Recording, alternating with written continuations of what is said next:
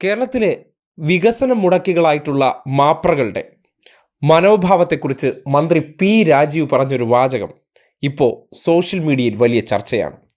പ്രത്യേകിച്ചും ബ്രുവറി വിഷയവുമായി ബന്ധപ്പെട്ട് പ്രതിപക്ഷം വാർത്താ കച്ചവടത്തിൻ്റെ പേരിൽ ഉയർത്തിവിട്ടുകൊടുത്ത വിഷയം യാതൊരു തെളിവിൻ്റെ അടിസ്ഥാനവുമില്ലാതെ അവർ ചർച്ച ആഘോഷമാക്കി കൊണ്ട് നടക്കുന്ന സന്ദർഭത്തിൽ ആ വാചകം കൂടുതൽ പ്രസക്തമാവുകയാണ്.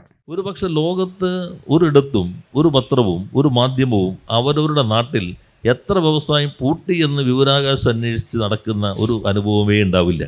എത്ര തുറന്നു നമ്മുടെ നാട്ടിൽ എന്ന് മാത്രമായിരിക്കും സാധാരണ മാധ്യമങ്ങൾ അന്വേഷിക്കാറുള്ളത്. പ്രവർത്തിക്കുന്നു യഥാർത്ഥത്തിൽ ആദ്യ വർഷം 25 തെറ്റാണ്.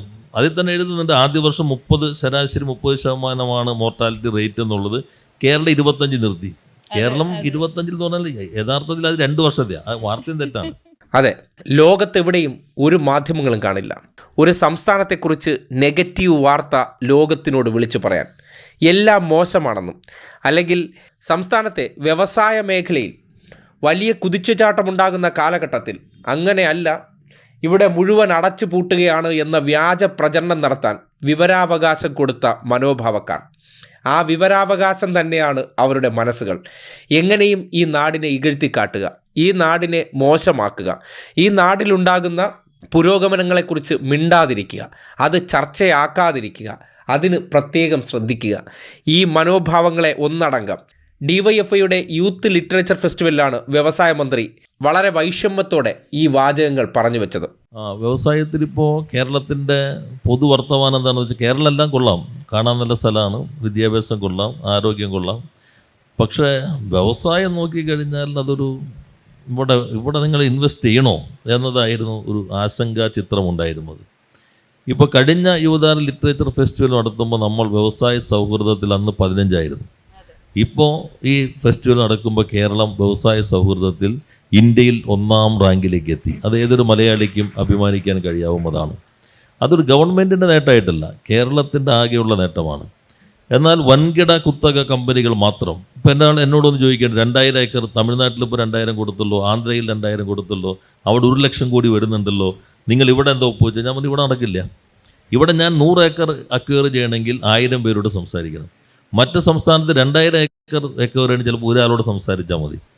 നമുക്കാണെങ്കിൽ ആകെ വളരെ എക്കോളജിക്കലി സെൻസിറ്റീവായ സ്ഥലമാണ്. ഇവിടെ പറ്റുന്ന വ്യവസായങ്ങളാണ് ഇവിടെ സാധ്യമാകുന്നത്. അപ്പോൾ അതിൽ വലിയ മുന്നേറ്റം ഇപ്പോൾ നമ്മുടെ നാട്ടിലുണ്ടാകുന്നു. പിന്നെ നമ്മൾ ഈ പറഞ്ഞ പോലെ ഇവിടെ ദിവ്യസയ്യർ പറഞ്ഞല്ലോ, കാറ്റും കോളും എന്ന് പറഞ്ഞാൽ എന്തെല്ലാം പ്രചാരവേലകളെ നേരിട്ടുകൊണ്ടാണ് നമുക്ക് മുന്നോട്ട് പോകേണ്ടി വരുന്നത്. ഇന്ന് ഞാൻ മലയാളത്തിൽ 1ാമത്തെ പത്രം നോക്കി. അപ്പോൾ അതിലൊരു കൗതുകകരമായ വാർത്തയുണ്ട്. അത് ആദ്യ വർഷം തന്നെ സംരംഭക വർഷത്തിൽ 25% പൂട്ടി എന്നുള്ളതാണ് വലിയ ആഘോഷിക്കുന്ന വാർത്ത.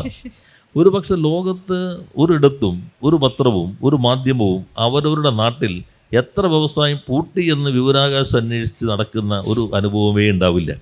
എത്ര തുറന്നു നമ്മുടെ നാട്ടിൽ എന്ന് മാത്രമായിരിക്കും സാധാരണ മാധ്യമങ്ങൾ അന്വേഷിക്കാറുള്ളത്. പ്രവർത്തിക്കുന്നു യഥാർത്ഥത്തിൽ ആദ്യ വർഷം 25 തെറ്റാണ്. അതിൽ തന്നെ എഴുതുന്നുണ്ട് ആദ്യ വർഷം 30 ശരാശരി 30% മോർട്ടാലിറ്റി റേറ്റ് എന്നുള്ളത്.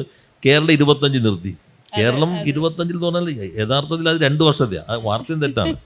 അതിലേറ്റവും കൗതുകകരം അവസാനത്തൊരു വാചകമുണ്ട്. ഈ സംരംഭക വർഷത്തിൻ്റെ ഭാഗമായി 3,47,000 സംരംഭങ്ങൾ ഇത്ര ഇത് എന്നാണ് വ്യവസായ വകുപ്പ് അവകാശപ്പെടുന്നത്. അത് അവകാശപ്പെടലാണ്, മറ്റത് ആധികാരിക പ്രഖ്യാപനമാണ്. 2 വ്യവസായ വകുപ്പിൻ്റെ വാർത്തയാണ്. അടച്ചു പൂട്ടി എന്നുള്ളത് ആധികാരികമാണ്. അത് 1 വർഷം പൂട്ടി എന്നുള്ളത് 2 വർഷം ശതമാനം 1 വർഷമാക്കി തെറ്റായത് ആധികാരികമായിട്ട് ഉറപ്പിച്ച് അവതരിപ്പിക്കുന്നുണ്ട്.